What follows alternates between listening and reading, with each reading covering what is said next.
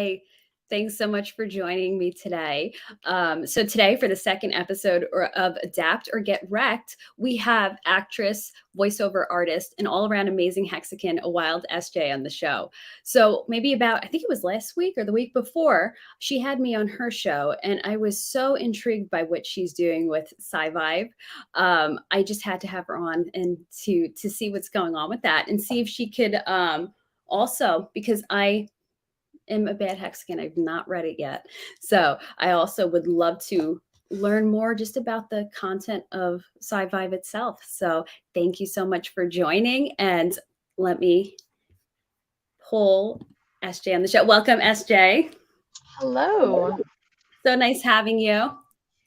It's great to be here. Thanks for having me on. So tell us a little bit about yourself. I know it's an awkward question. For me, it always freaks me out, so whatever you want to, wherever you want to go with that. Sure. So I guess I like telling the little story about how I'd say it's been about 10 years now, maybe longer than that.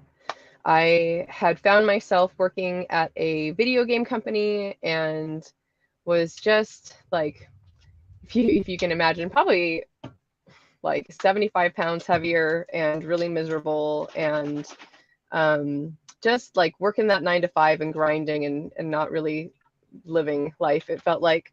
And a friend who also worked at that same company, but was interested in permaculture and growing food, hit me up and was like, hey, I'm going to quit this job and go work on a farm in the middle of nowhere. Want to come with me? So I did.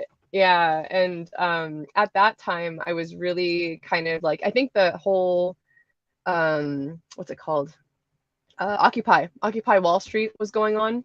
Mm-hmm. And I felt very anti-establishment at the time. And when I left that company, I had a decent sized 401k. And I remember just putting it into like the most conservative account I possibly could. I was just like, I don't want stocks. I don't want anything. I don't want anything to like do with Wall Street touching my money, which was silly at the time, looking back. So that was the end of my like 9 to 5 corporate world life. I did go back and do a small like 6-month stint at LegalZoom doing their customer service. But once I left a corporate job and worked on a farm, I lost a bunch of weight. I started to eat completely differently. I just felt more alive, and I was like, okay, this is what I want in life. How do I get more of this? How do I do more of this? So the following years really had me working at different organic farms. And fast forward to about 2017, I had the boyfriend that bought drugs with crypto. So yeah, that was my first like soiree with Bitcoin. I knew that it existed. I knew that you could use it on the dark web.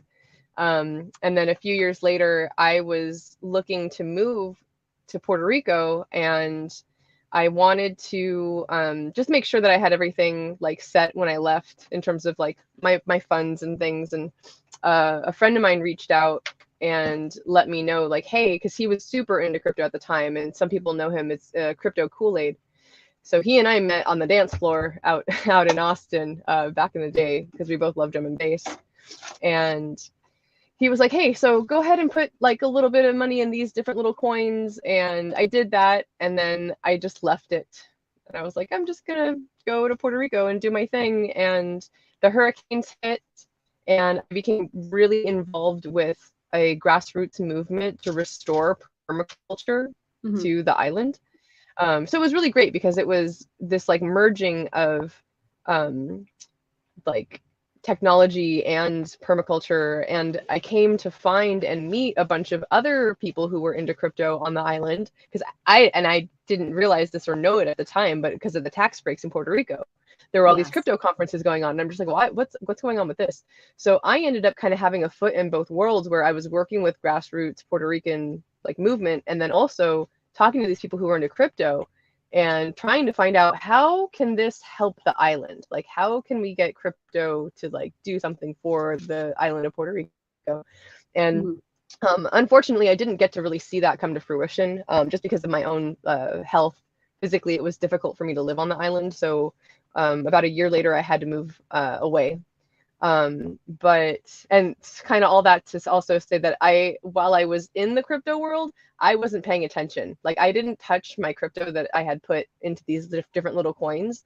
And I'm pretty sure that I lost it or like made a bunch of money and then lost a bunch of money and just like had no clue that it happened. That's amazing. So yeah, yeah.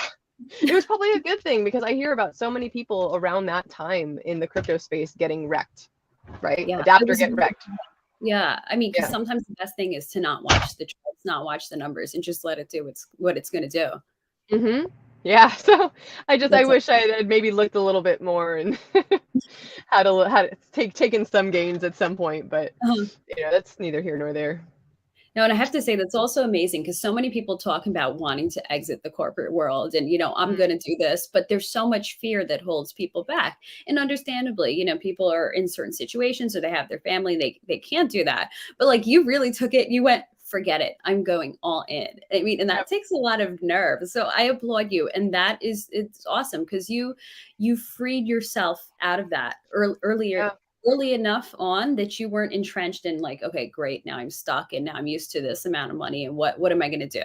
So I think Yeah. sometimes there really is a time to do it. Like for me, I feel like I got out of teaching young and then all the other teachers, said this was the time to do it, before you got yourself entrenched in. So I think that's awesome. Yeah. And permaculture too, being such Mhm. such a fascinating, I have, a little knowledge of it, not a ton of it, but it's definitely something that's so needed nowadays when you look at what's been done to farming. Yeah. So I think that's just an amazing route you took, and then into the crypto world. So you already had your foot in the crypto world. So then, Yeah, how just my toe, just your barely. toe, yeah, which is great. Yeah. I feel like you had a great intro of just kind of, like you said, you wish you had taken some gains, but just leaving it there, to have your toe in and just leave your wallet was pretty awesome. So which leads me to like, how did you find Hex? So same person, Crypto Kool-Aid. Eventually, I was in a position where I was able to sell my home that I hadn't really been living in. It was a rental property, and that all happened around the like I was able to buy the house right before I quit the job and like went and worked on the farm and all that stuff. So that Mhm. whole ordeal worked out really well for me in the long run. Um, I I knew that I was going to have capital, and I was just like, okay, after paying off all my debt, I want to be super smart about where my money goes. So I started looking into a lot of different stock options and 401ks and saving high yield savings accounts and things. And I am pretty sure I said something online, probably on Facebook, about looking into crypto, and Kool-Aid just jumped on it. And he's like, "Hey, remember all that money I've told you to put into these different coins? Take everything and put it into Hex." Nice. And I was just like, "Oh, okay, interesting." And I trust him. He told me his story about how he went through that whole 2017 ordeal, and he did get wrecked. Like, Mhm. he played the game and traded things, and not all of it worked out, and there were a lot of rug pulls. And so I was just like, okay, I mean, I trust him like as a friend anyways, but I know that he knows what he's talking about because he's been through it.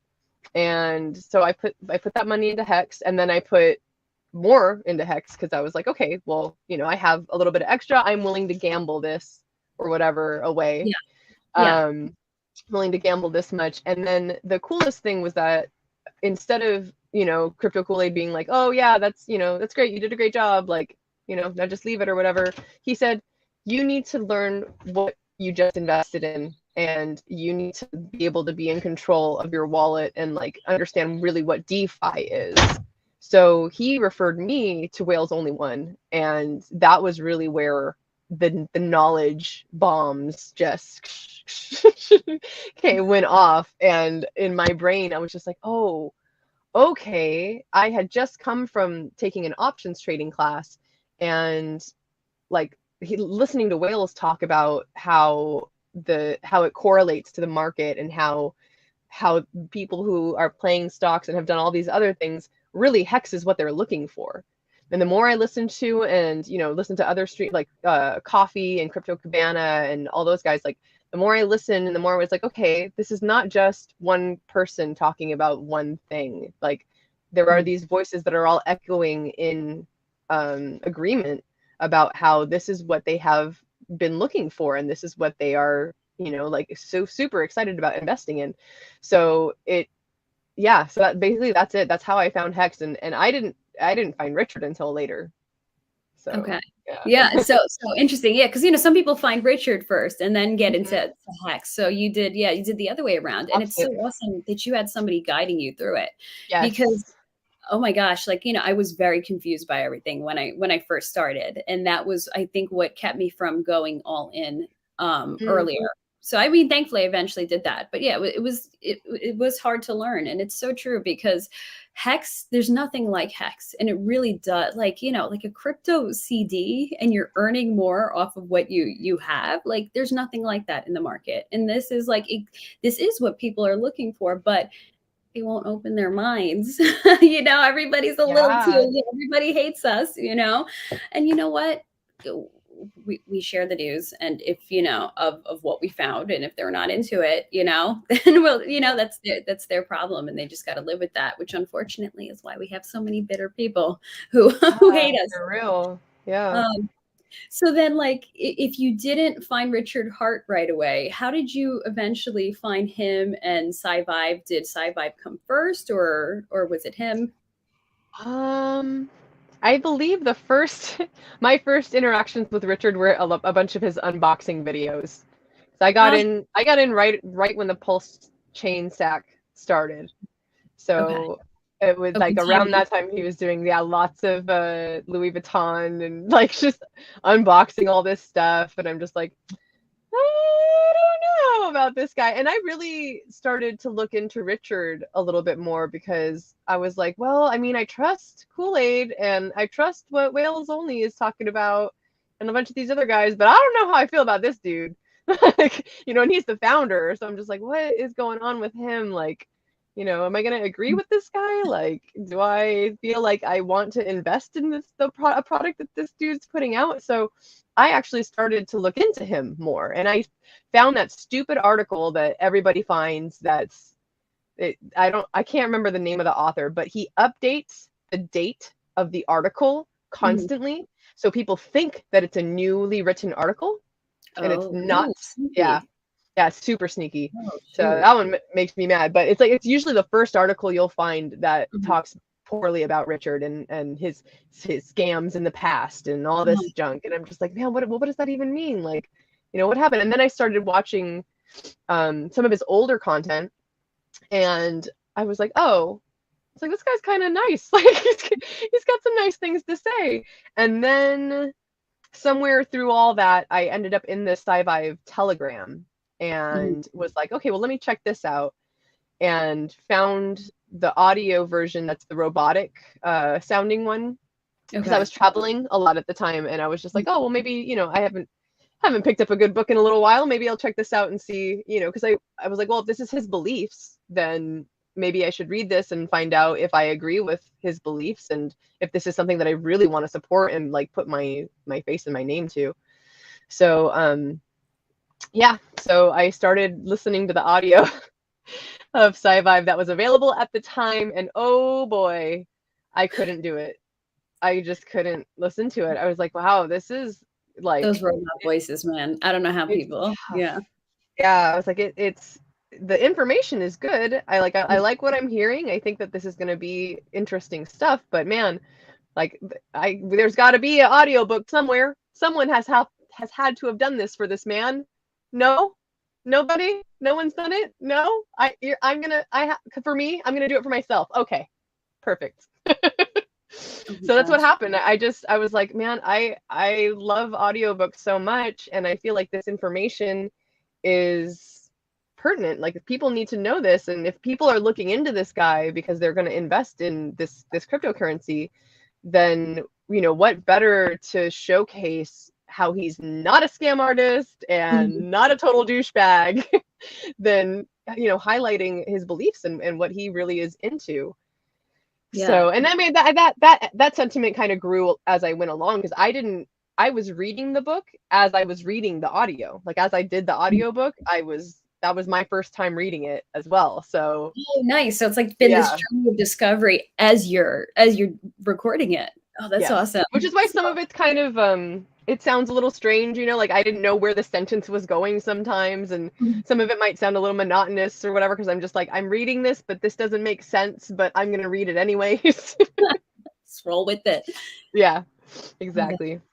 that's amazing. And and I think it's such a great way to bring more attention to it because it's already a free book. It's already out there. But a lot Right. of people like either maybe don't have the time to read, or some people just can't read and are just like auditory learners. So Hmm. you're like, you're doing such a great thing bringing this to the public at even bigger level than it's already at, Yeah. besides just the free distribution. And because for me, like I could never stand the idea of audiobooks. And then it occurred to me like, oh, I can drive and basically be reading a book.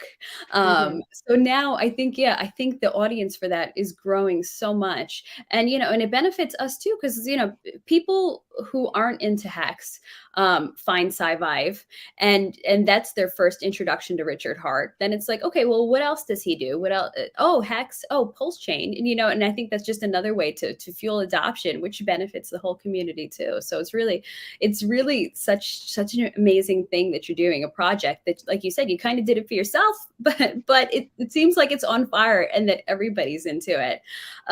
So like with sci-vive, was there something that like really grabbed you about it? Because I know you said, in general it kind of showed you who Richard was, but was there like any specific lesson that just kind of like hit you in the face and you're like, whoa, it came out of sci-vive? Mm. There's two things that I like to talk about that I was able to apply to my life personally. Mm, Um, the first is more of an overarching theme and kind of like a greater concept is that before reading Sci-Vive, I had read a few different books that harness the power of positive thinking and mm, utilize that, like the power of manifestation.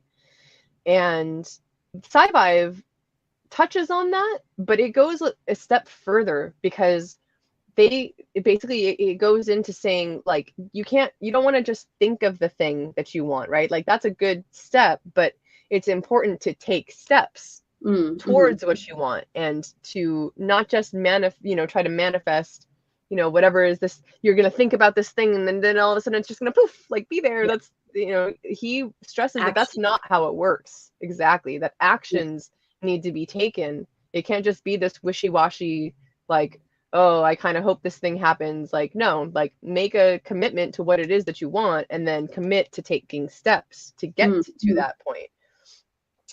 So that's one big overarching thing. And then the other thing was branding. I had started this whole journey and I decided that I was going to use the moniker or the name SJ Reads Sci-Vive.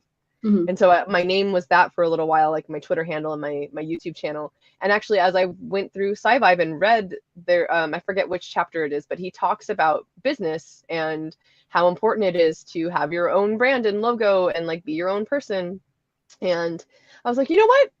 I'm gonna take that advice because I love sci-fi and this is great, but I'm not the author, and I mhm. know that there are going to be other things in my life that will happen after I do this. So I don't want to just kind of get stuck in that, like little box of like all I do is read sci-fi and that's all I do. Yeah. Um, so that's where a wild SJ came from was, and I don't even know if the funniest thing is that I don't play Pokemon. I have never owned a Pokemon card or played a Pokemon. I mean, I played Pokemon Go for like a hot second, but yeah, it just kind of came out of nowhere. This like a wild SJ appears. It's obvious it is a reference to Pokemon, but I was I just like, assumed you were like a big Pokemon fan when nope. I saw that.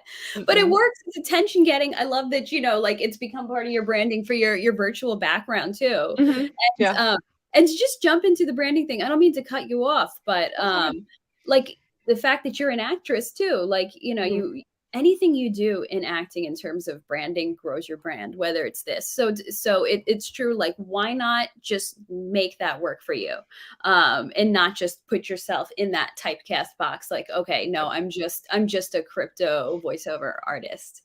So so like, and I guess which kind of leads me to, how is this kind of connected with your acting journey? Uh, that's a good question. Um, I would say I mean, so here's the thing. For me with acting, Mhm.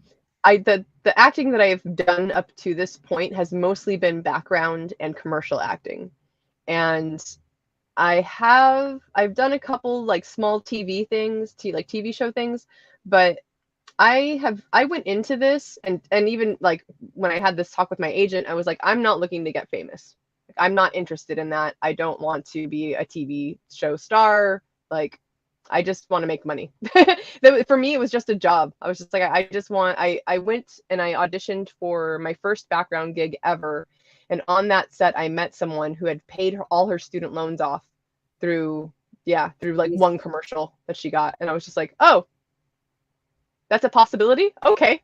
So that was my goal. I was just like, I'm going to do acting and I'm going to, hopefully pay off my student loans. And um, that didn't happen. It's been great. I ended up using the sale of my house to pay off the student loans, but um, it's basically at this point, I know that I want to go. Okay, hold on. Let me back up a second.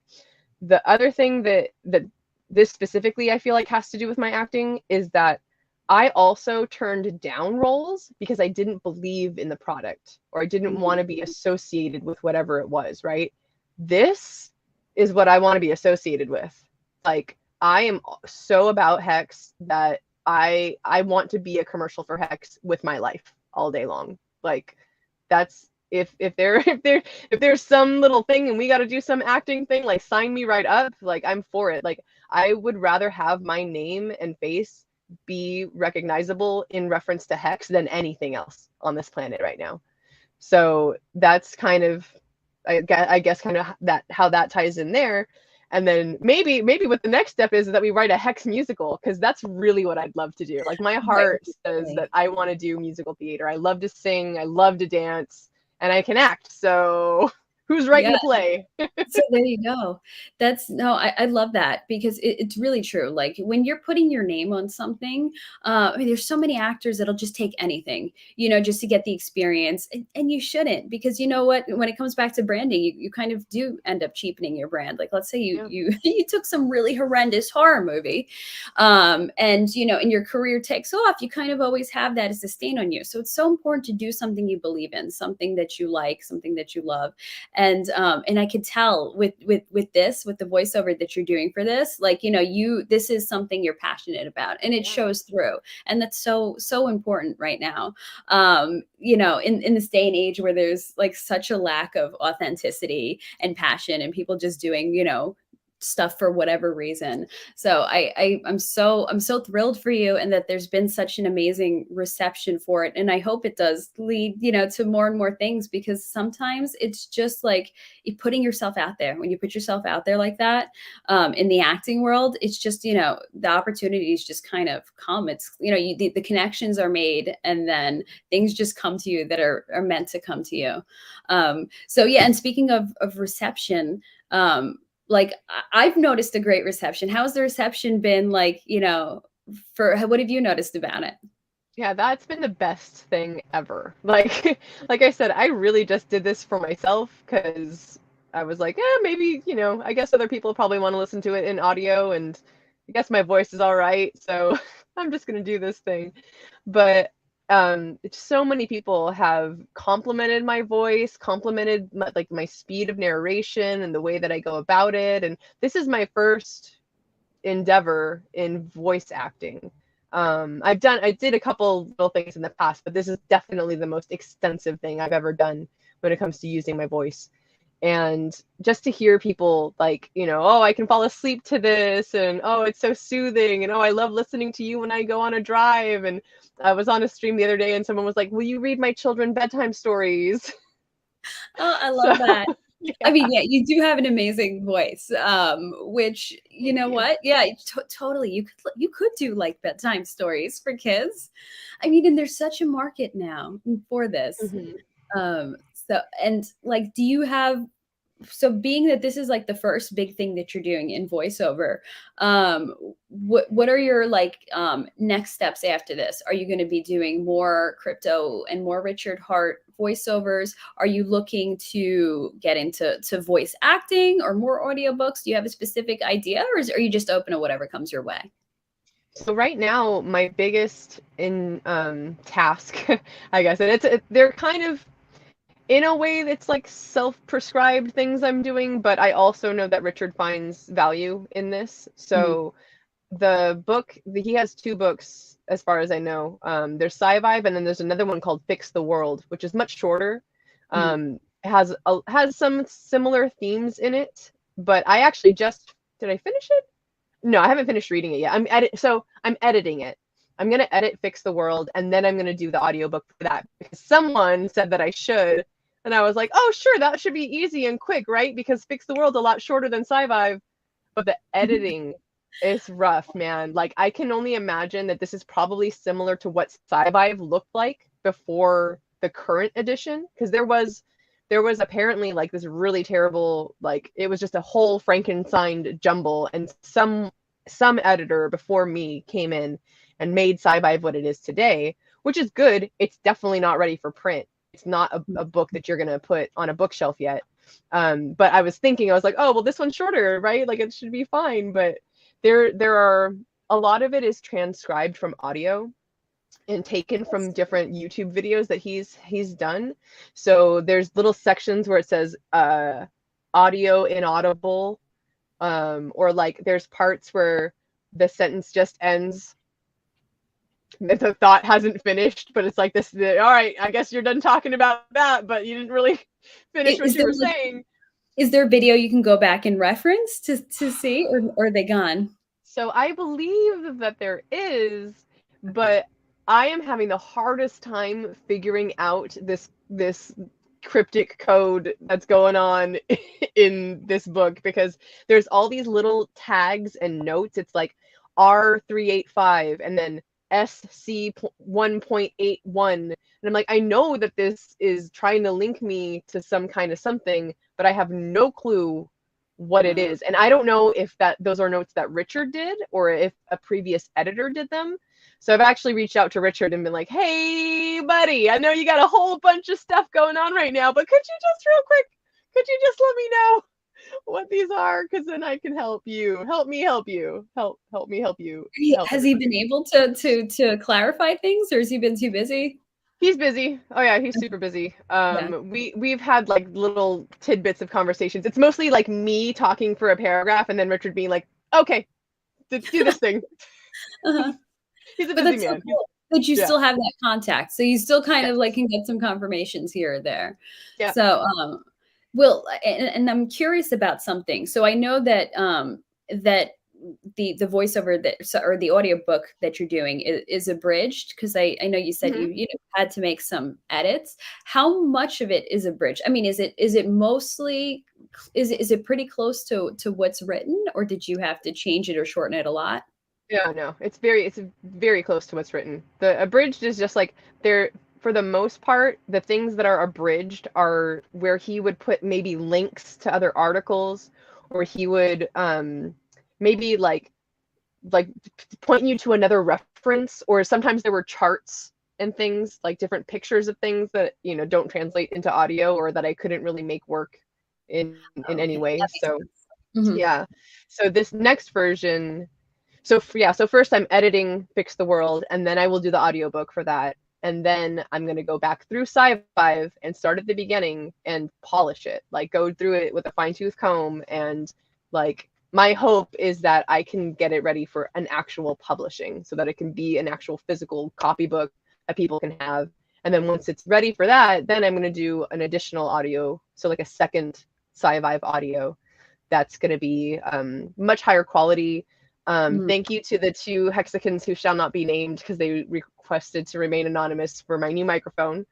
So I've got this really, I need to start setting it up and using it for podcasts and stuff. But yeah, I was able to get a Shure M7B. It's not the super fancy one. This one is actually more geared towards people that do podcasts and audiobooks and stuff like that, because Oh, nice. it's like a plug. I don't have to plug it through I forget what it's called, processor or something. Like Oh, there's basically like there's another box that you usually have to hook a yeah. mic to. So Yeah. I always this forget one the didn't name have of all it. that. Yeah. Yeah. Oh, well, Yeah, that so it was makes nice. it a lot easier. Yeah, so that was just so just I love this community. Like I was like crying one day about my stupid mic because I had dropped it, and that was really, I was more upset that my neighbors were being loud and annoying the whole day, but it was Mhm. just like, I was like, oh, I'm gonna vent real quick because I don't do this very often, but I Like feel the like final it. straw. Yeah. And yeah, it was great. Like just right away they were like, oh, what do you need, how can we help, like you're venting, let us help you, figure out what you need to do. My gosh, everybody's so amazing, truly. Yeah. Like, I don't Yep. think I've had a bad interaction. And then the few times that you do, you kind of look at the profile and you're like, oh, they're not in Hex. There's somebody Right. else. Yeah. Yeah, I'm so, like, which has been pretty amazing. So would you ever consider doing TikTok with like some bits and pieces of Sci-Vive? Yeah, I could do that. I have not thought about that at all because I feel like TikTok is just this whole other world But I feel that like I it could have not change jumped it. into yet. But that's a good idea, Yeah, especially because because the you have. self-help stuff. Yeah, exactly. I feel like Yeah. that stuff does really well on TikTok. And you have your Yeah. options whether like you want to do a 3-minute video, a 15-second video, and a 1-minute video. And I think now they're gonna allow for 10-minute videos soon. So Okay. like that could be a really, really cool way to infiltrate the self-help and the crypto world in TikTok at the same time. So Yes. I think that it could work. So I would love to see you do that if you're up for it. I know it's a lot of work, but yeah, sci-vibe in little bite-sized pieces would be awesome. Yeah, Uh, that is great. That's a good challenge. I so accept. yes, so yes, and we will all be ready to follow you when you do that. Um, and I'm just going to jump back to something for a minute, if you're cool with it. Yeah. So you said that musical theater is your passion. Hmm. And I'm wondering, like, were you always in musical theater? Is that something you did when you were a kid, or did you just discover it as an adult? Yeah, no, so my dad, I will never forget, like growing up, I think I learned this later in life, he loves musicals, and I just didn't realize it when I was a kid, I guess, but he would put on Les Mis, Phantom of the Opera. Those are two probably like the two favorites in the house, and I would just sing along to them, and I knew all the words to all the songs, and I got to see each of those plays at least once when I was a kid, and just loved it. And when I was young, when I was probably like between 8 and 10, I did some theater. Like I did singing on stage and stuff like that. And I think the last time I did anything like that was probably junior high. I Mhm. did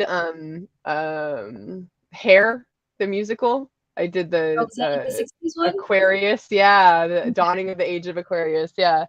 And then I don't know, like life just happened and I just kind of stopped caring about it or thinking about it, and um didn't really, I don't know, like it just kind of fell off my radar in terms of what I was interested in. And it wasn't until I got back into acting just in general, or I got into acting really, that I was like, what are my goals with this, like what do I really want to do? And that's always been in the back of my mind. I've I think I signed up for an audition or two and then totally chickened out. Oh, Yeah, because I need to like prepare a couple songs so that I have mhm. like a whole song and dance to do for the auditions, because it's I mean, Oh yeah, auditions are nerve yeah. wracking, like And I can't it's imagine like tough. yeah, musical theater sounds like really intimidating, like, or because Yeah. I mean, I don't have any experience with that, so I'm like, wow, I don't know how you how you do that. But it's so exciting to hear, like, that's what you want to do because I want to see it happen. I could totally picture you on the stage singing and dancing, and you have the whole Hexagon world behind you. We will buy out your tickets and sell out whatever you're in. Yeah. Um, it's so cool. So it was like you were immersed in it as a kid, and it Hmm. kind of came back to you as an adult, Yeah. Yep, which is exactly. nice. it's interesting the things that make impressions on us as a kid and we don't always, realize until later on. Hmm. So yeah, thank you for sharing that. And I just got a couple more questions for you before we close things out. Now I'm curious because I'm looking at the screen, your hex necklace. Hmm. Can you tell us about it? Yeah. So it's just it's actually, it was molded. The mold was made with a 3D printer. My sister actually made this for me. Oh, And really yeah, cool. she's got a CNC machine and a 3D printer. And I was like, "Can you make me a necklace for the Hex conference?" So she That's did. It's actually not the best quality, but she has recently purchased a few different things that are going to help make that whole process a little bit smoother. And I'm hoping to have like maybe 20 or so of these at the Hexpo to sell, or at PulseCon to sell. And I have already given one away. I was like, it's not made yet, but that just means I can customize it for you. Like, what colors do you want? Because I had a little contest where there was a Easter egg, an audio Easter egg in one of the chapters of Sci-Fi. oh, that's So I was like, if you can find it and timestamp it, you get to win a necklace. So yeah, they're gonna be a little bit thicker because it was really hard for, like, I guess she was saying that like it's not very strong the way it is right now. So we're gonna add a backing to it. So there'll be just like a flat hexagon back, and then there'll be a raised the 369 hex logo thing. So yeah. oh, that's really cool. You know what? I wouldn't have guessed that that was 3D printed because it looks metal and it looks very high quality on Yeah. so it Yeah, works I with wish it was. yeah, that's streaming magic. So very, very Yeah. cool. Yeah, no, I kept looking at it and I'm so curious about it. So thank you for Yeah. explaining it. And so yeah, so to wrap things up, I'm kind of going to go in a completely different direction. We had talked about how at some point I want to do a paranormal UFO Yes. stream on this channel. So I want to ask you, do you have any like UFO experiences or any paranormal experiences that you might want to share with us? Anything wild ever happened to you? I definitely feel like I have felt presences, like the presence of an entity before. Actually, the house that I'm getting ready, because we live in the van, but like we're moving out of a duplex and like have been mostly in the van, and then June 1st will be like totally van lifing. Oh, But the wow. duplex that we've been living in for the most part, there is something like there's something that moves things and like shuts doors every now and then. And it is yeah, it's intense. Like I don't ever feel threatened or like it's a angry thing. But yeah, and I'm not the only one. Like I've seen the pets both look at it at the same time. Like, and Mhm. there's nothing there, but there's something there.